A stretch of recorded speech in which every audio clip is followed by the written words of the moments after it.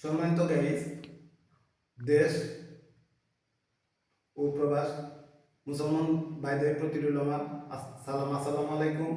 হিন্দু ভাইদের প্রতি রইল নমস্কার। আমরা সবাই কেমন আছি ভাইয়েরা?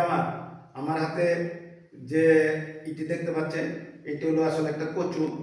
আর আমি কালকে একটা ভিডিও ছাড়ছিলাম, সেই ভিডিওতে আমি নির্বাচন করতে চেয়েছি কালিহাতীতে এমপি পদে। তাই আমার প্রতীক আমি বেছে নিয়েছি ভাই কচু। আসলে এই কচুটি দুদিকে কাজ করে, অপকারও হয় উপকারও হয়। তো আসলে উপকার বলতে, যারা গরিব মানুষ আমরা, আমাদের পেটের সমস্যা হলে আমরা কচু খাইলে আমাদের পেট ক্লিয়ার হয়।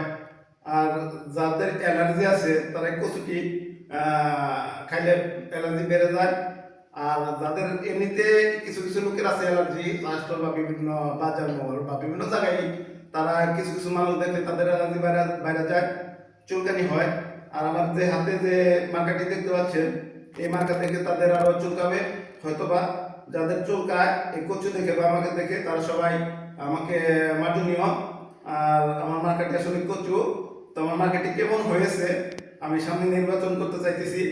সবাই আপনারা একটু কমেন্ট বক্সে জানাবেন যে আসলে মার্কাটি কেমন, মার্কাটি চলবে কিনা।